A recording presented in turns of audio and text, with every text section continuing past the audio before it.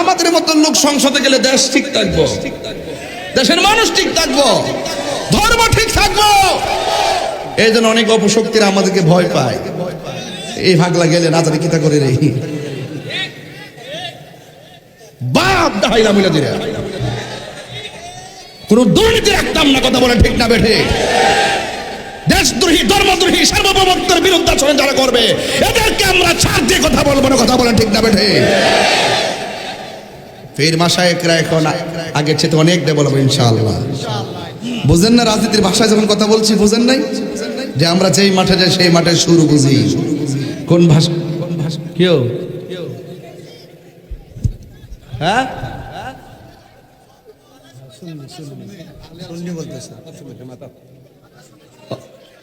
আচ্ছা ঠিক আচ্ছা হয়েছে তো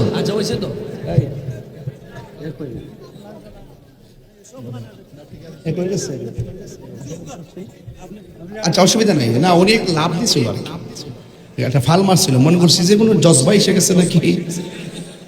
যদি শারীরিক সমস্যা তাহলে মেডিকেলে পাঠাবো, আর যদি প্রেমের জজবা তাহলে এখানে আরো একটা জজবা দিয়ে দিব। মারা বছরে কোনো কেন প্রেম জনম জনম যদি গাহি তোমার মহিমা গাওয়া শেষ হবে নাহি। দয়া করো মায়া করো, দয়া করো মায়া করো ও দয়াবান। তুমি রহমান, তুমি মেহেরবান।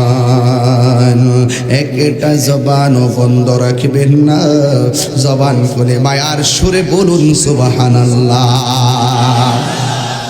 আমার নবী যখন ওপেন কালিমার দাওয়াতে কাফেররা সরে গেল, কাফিররা যখন গোপনে আমার নবীকে মারার জন্য ষড়যন্ত্র শুরু করলেন, ইসলামের নাম নিশানা মুছে ফেলতে চায়, আল্লাহর কথা ছাড়া তো আমার নবী কোনো কথা বলে ওয়ামা ইয়ানতিকু আনিল হাওয়া ইন হুয়া ইল্লা ওয়াহিয়ুন ইউহা।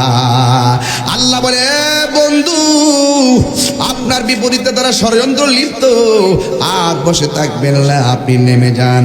সাহাবায়ে কেরামদেরকে নিয়ে আমার নবী একটা মাজলিসে শুরা করলেন, পরামর্শ সভা করলেন।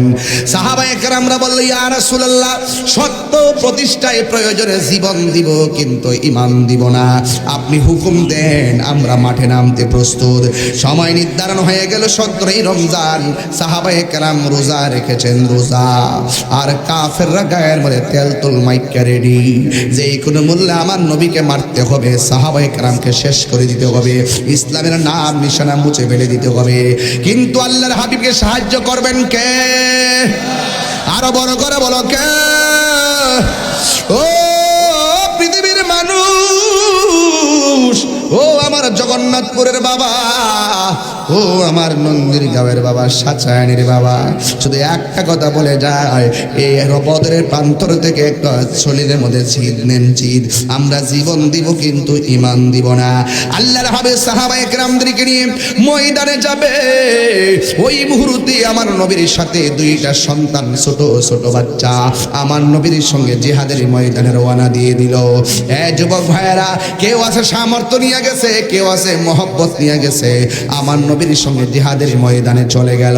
ওই মুহূর্তে যাওয়ার পর কাফেররা যেই জায়গার মধ্যে দাঁড়াইছে, এই জায়গাটা হলো শক্ত মাটি, আর মুসলমানরা যেই জায়গার মধ্যে দাঁড়াইছে এই জায়গাটা হলো বালু মাটি।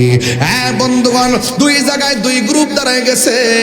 আমার নবীর হাতের মধ্যে জিহাদের তলোয়ার। এটা সাধারণ কথা নয়, শুধুমাত্র বিরিয়ানি খাবার নাম সুন্নি নয়, শুধুমাত্র মধুপান করে সুন্নত আদায় করলে নাম হবে না, শুধুমাত্র মিসওয়াক করে সুন্নত আদায় করলে হবে না, মাঝে মাঝে শরীর থেকে রক্ত ঝরাইতে হবে, এটাও সুন্নত। কথা বলেন।